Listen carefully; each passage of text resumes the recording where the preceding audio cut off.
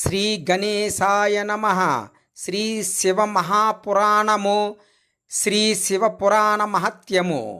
భవాబ్ధిమగ్నం ధేనం మాం సముద్ధర భవార్ణవాత్ కర్మగ్రాహ గృహీతాంగం దాసోహం తవ శంకరా.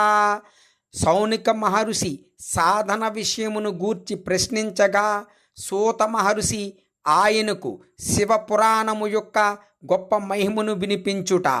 శ్రీ సౌనికులు అడిగిరి, సూత మహర్షి, మీరు గొప్ప జ్ఞానులు, సకల సిద్ధాంతములను ఎరిగినవారు. ప్రభు, పురాణ కథల సారతత్వ వైశిష్టమును నాకు వివరింపుడు. జ్ఞాన వైరాగ్యములతో కూడి భక్తిచే పొందబడు వివేకము ఎట్లు వృద్ధియగును? సత్పురుషులు తమ కామ క్రోధాది మానసిక వికారములను ఎట్లు నిగ్రహించెదరు?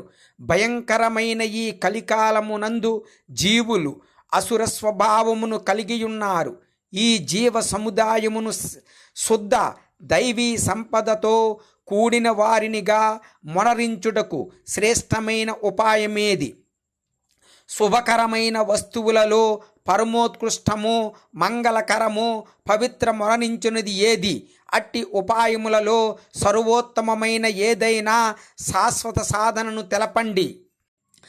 ఆ సాధన ఎట్లుండవలయుననగా దానిని అనుష్ఠించుట చేత శీఘ్రముగా అంతఃకరణము అత్యంత పరిశుద్ధము కావలెను.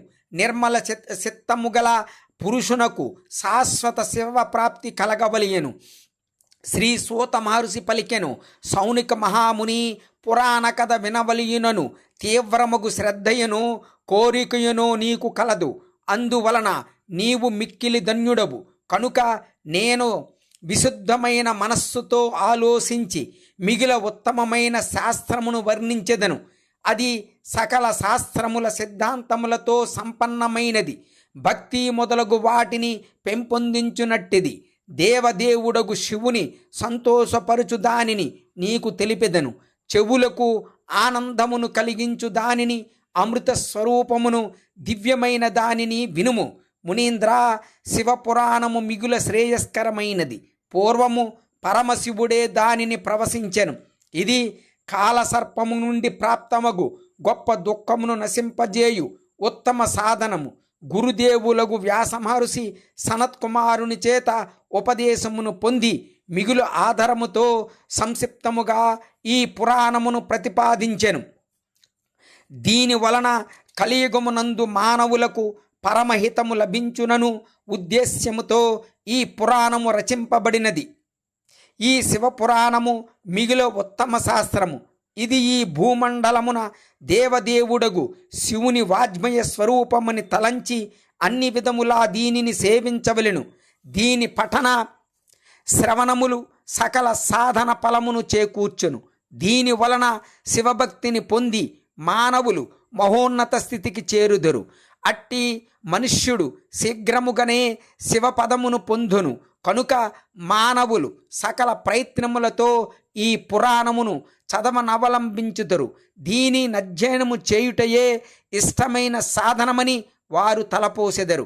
దీనిని భక్తి శ్రద్ధలతో వినుట వలన కూడా సకల మనోవాంఛలు ఫలించును.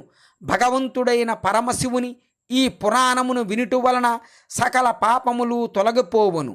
ఈ జీవితమునందే మహోన్నతమైన భోగములన్నీయు అనుభవించి చివరకు శివలోకమును చేరుదురు. ఈ శివపురాణ గ్రంథమునందు 24,000 శ్లోకములు గలవు. ఇది 7వ సంహితలతో కూడియున్నది.